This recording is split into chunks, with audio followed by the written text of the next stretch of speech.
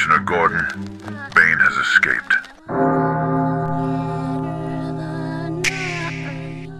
Momentum is not built in the grand gestures you imagine.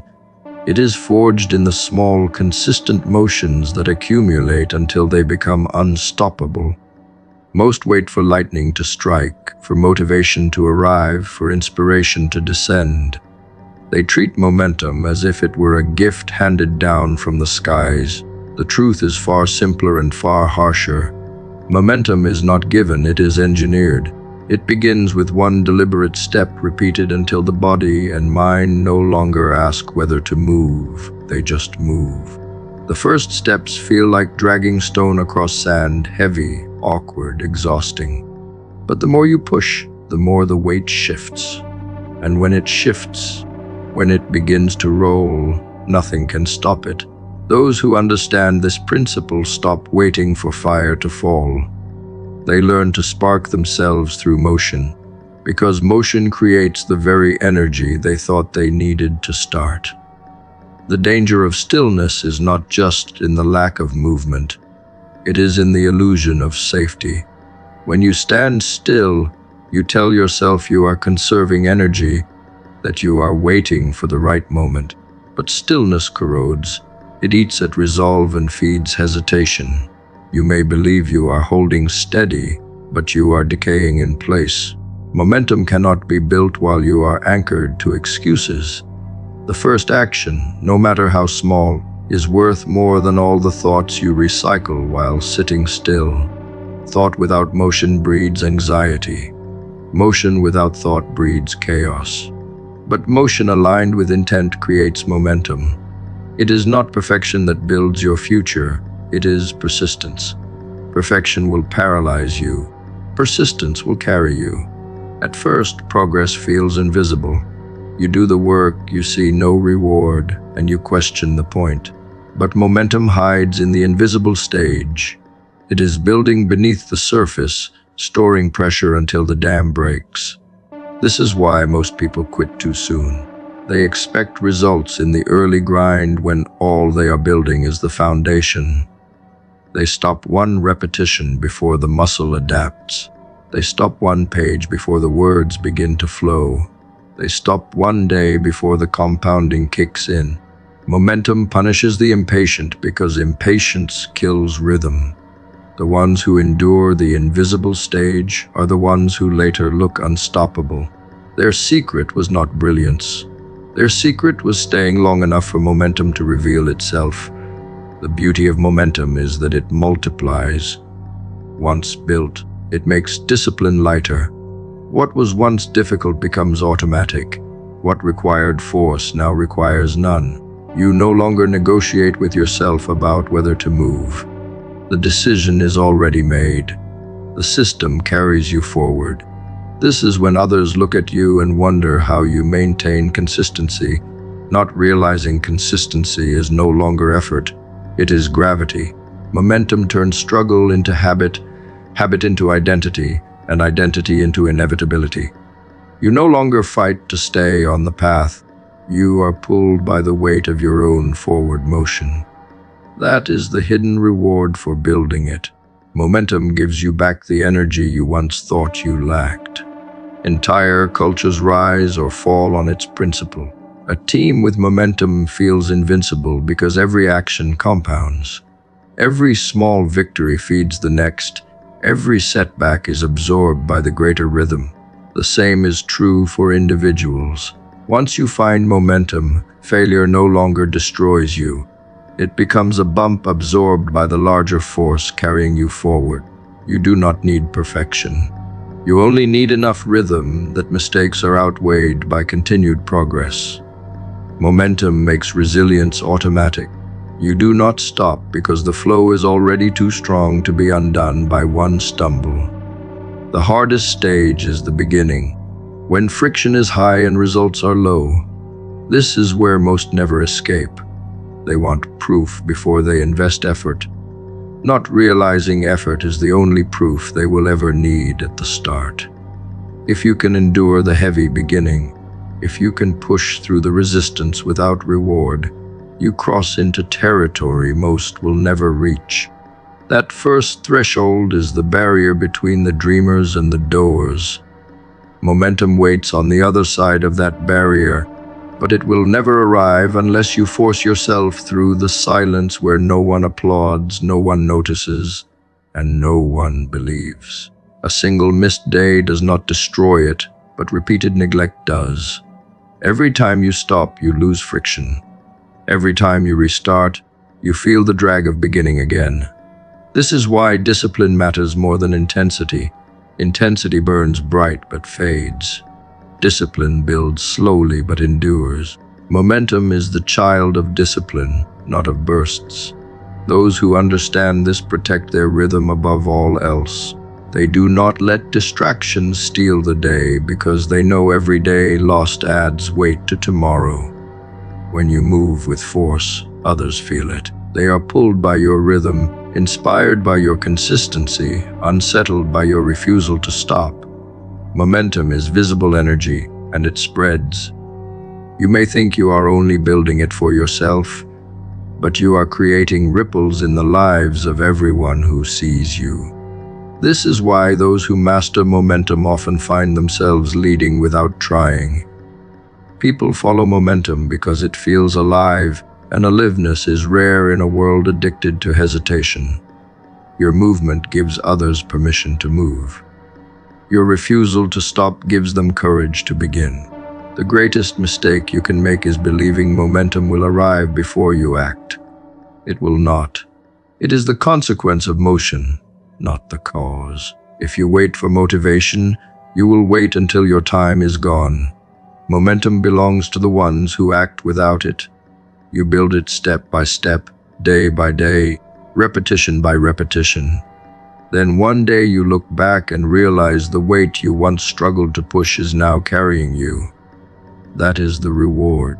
That is the principle in action. Feeling lost is not a mystery. It is the natural state of a mind without coordinates. You drift when you do not know who you want to become. When you have not defined the shape of your own future. That lack of clarity leaves you vulnerable to every distraction and every false direction offered by others. To find yourself, you must draw the map before you take another step. Write it plainly. Who do you want to become? Not in vague terms, but in detail. Define the character, the discipline, the presence, the reputation. Without this definition, you will chase shadows and call it ambition. You must give your life a face to run toward. Otherwise, you are just running in circles. Equally important is the enemy you run from.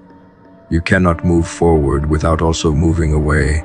Write down who you do not want to become. This is more than just the opposite of your ideal self. It is the living nightmare you fear waking up as. Is it the version of you that gave up too soon?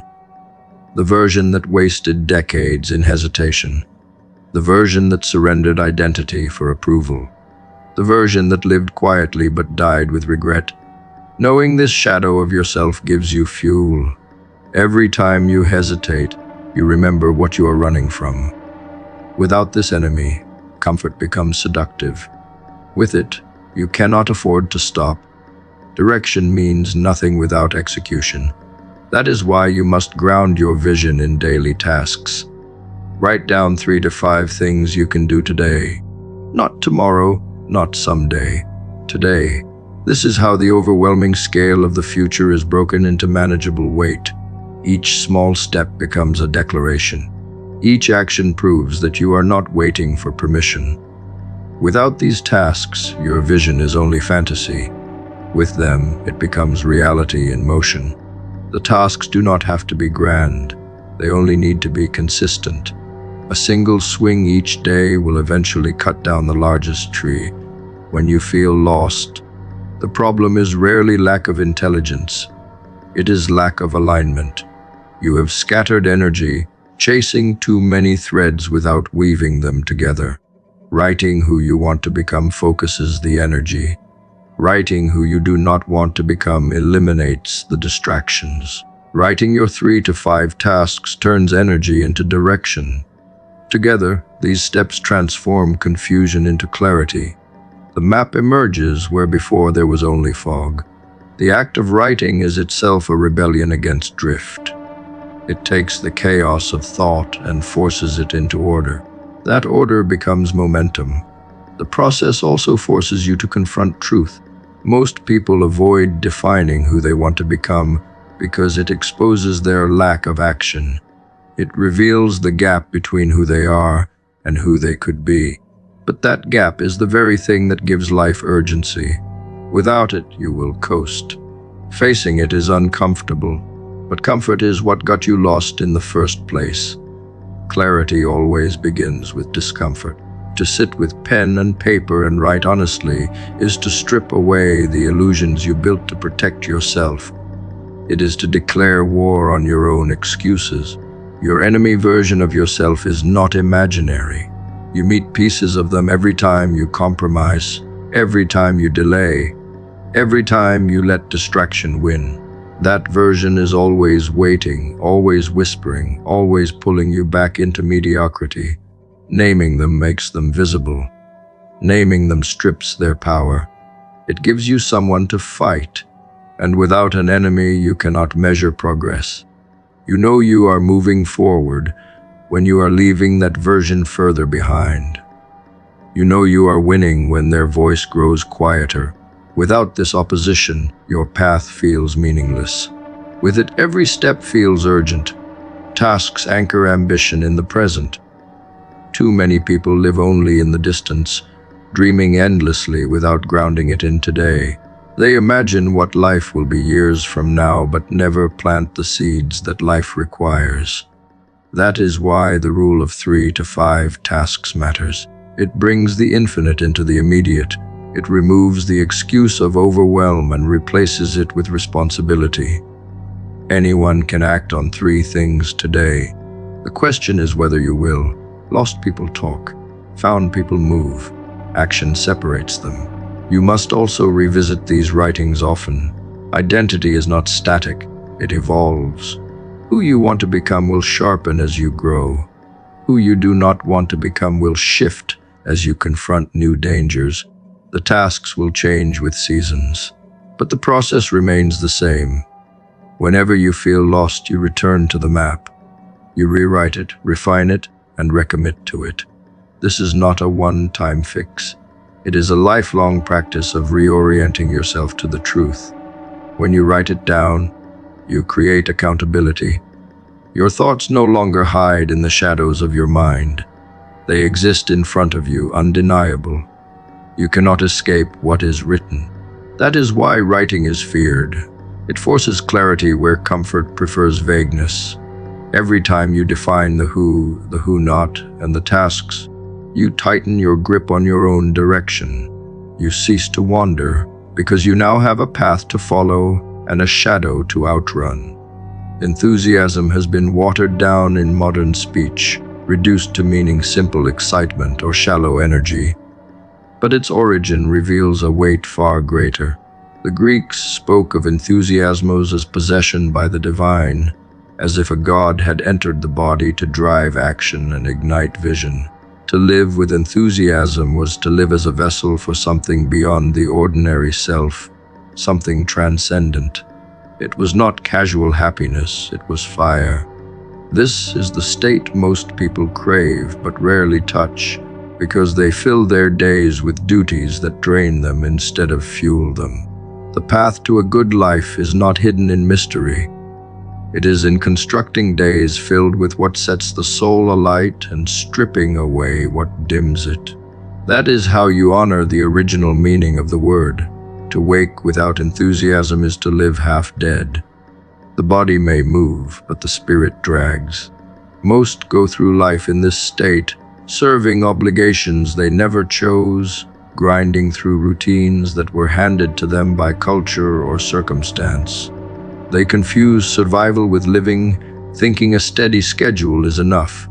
But the absence of enthusiasm corrodes over time. The spark that once lived in childhood is extinguished in adulthood, not because it disappears, but because it is buried under the weight of tasks that have no meaning. Reclaiming life means unearthing that spark again. It means deliberately seeking what awakens it and refusing to settle for the slow poison of monotony. Enthusiasm is the compass of the soul. It points toward what aligns with your deeper nature. When you feel it, it is not random. It is a signal.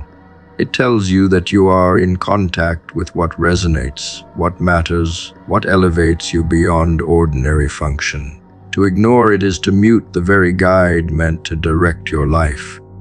Yet most people are trained to dismiss it, to value obligation over resonance, to see excitement as indulgence rather than direction.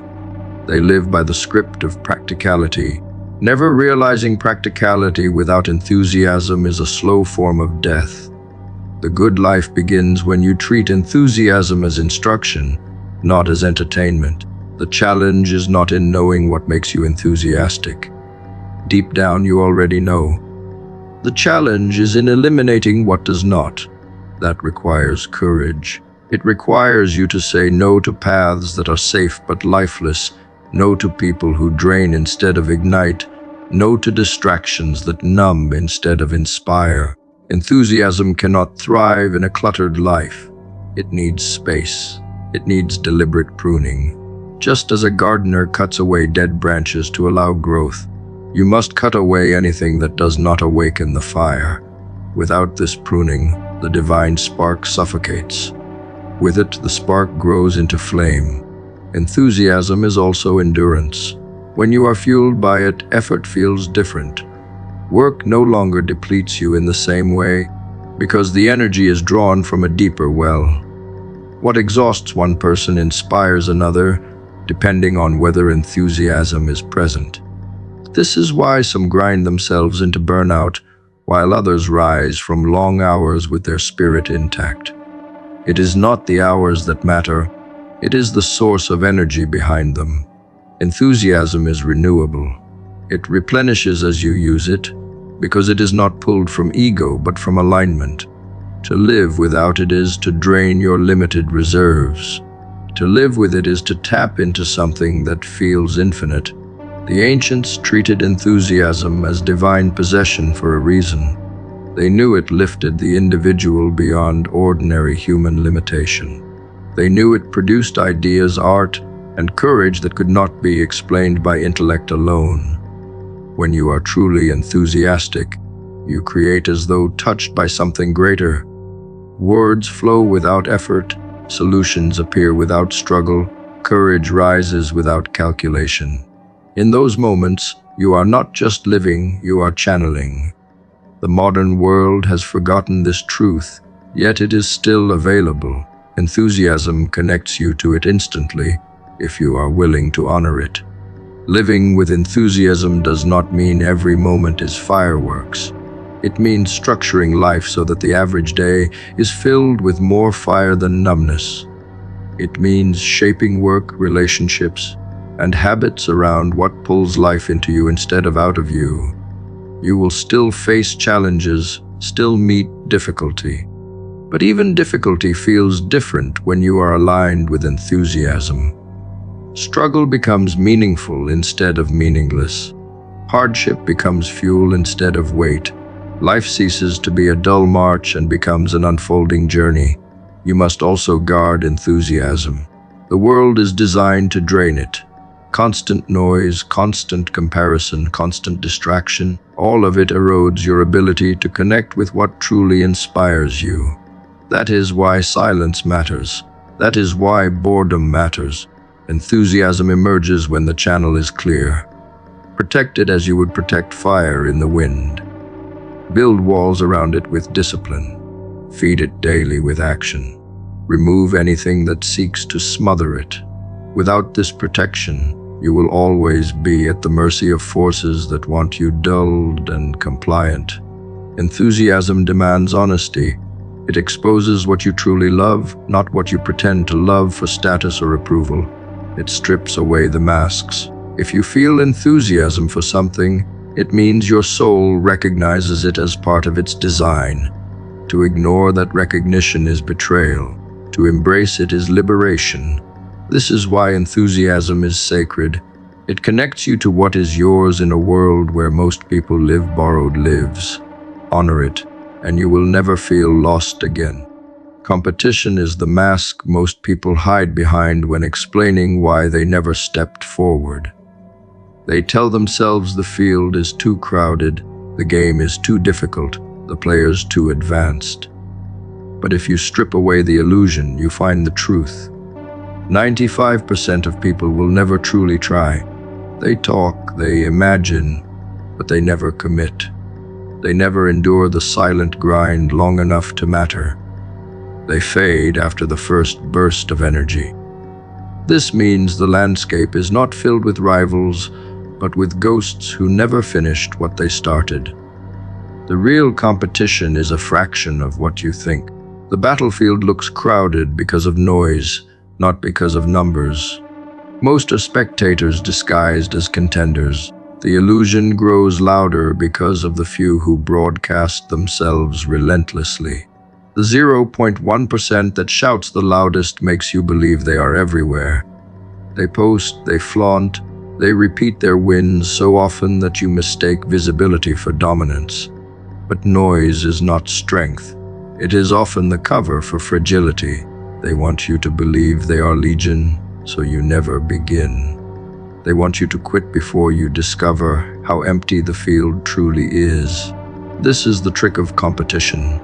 It convinces you to fight shadows until exhaustion sets in, and then you leave the stage they were never standing on in the first place. The ones who truly build greatness rarely waste time on spectacle. They are too deep in the work to parade every step. They surface only when results are undeniable. Until then, they move in silence. This is why most people misjudge the odds. They only see the noisy minority and assume that represents reality. What they do not see is that behind the curtain, the crowd has already quit. The few who endure are not threatened by the illusion. They understand that every quitter reduces the competition. Every dropout widens the path, every exit leaves more room to climb. Fear of competition is the perfect excuse. It allows you to justify paralysis without admitting cowardice. You say you are waiting until the field clears, waiting until you are more prepared, waiting until the timing is better. But time does not clear the field. Action does. The ones who step in discover quickly that the crowd is thinner than they imagined. They realize that what felt like a wall of rivals was nothing more than the echo of hesitation. Fear magnifies shadows until you believe them to be mountains. Observation shatters the illusion. The truth is that most quit after 2 weeks. They begin with energy, but energy without system burns out fast. They sign up for the gym and vanish after 3 visits. They start the business and collapse after the first setback. They try creating, but give up when no one applauds. Quitting is the default because consistency is rare. This is why endurance alone puts you in the minority. If you can survive past the initial wave of excitement, you have already outlasted most of the so-called competition. It does not take brilliance to win. It takes refusal to stop. When you understand this, you no longer waste energy obsessing over others. You see that the field clears itself if you simply remain. You do not need to crush everyone. You only need to outlast them. Most will eliminate themselves with their own lack of discipline. Most will remove themselves with their own lack of patience. You do not win by overpowering 1,000 rivals. You win by standing when the 1,000 have already sat down. This is the secret the illusion of competition hides. Greatness is not stolen. It is claimed by those willing to remain when others leave. The illusion of competition is a trap set by those who quit early and want you to join them. They will exaggerate the difficulty, magnify the odds, and insist the path is overcrowded. They want company in mediocrity. Refuse them. See the illusion for what it is. See that the real challenge is not them but you. The only enemy that can stop you is the one who believes the illusion instead of facing reality. The danger is that the illusion robs you before you begin. It convinces you not to start at all. It whispers that you are late, that you are underprepared, that the seats are already filled. But this is how decades are wasted, waiting for competition to vanish while life passes, waiting for the crowd to thin while the truth is that there was never much of a crowd to begin with. Once you step forward, you realize the doors were not guarded. They were open all along, but most people chose to stand outside staring instead of entering. Endurance is the ultimate strategy. Not speed, not brilliance, not shortcuts, endurance. The ability to keep moving when others are exhausted by their own illusions. The longer you endure, the more competitors vanish. The longer you endure, the more momentum you build. The longer you endure, the more you discover that competition was never real in the first place. It was only the excuse that swallowed those unwilling to carry on. What separates those who rise from those who fade is not genius but grit, and grit is only proven over time.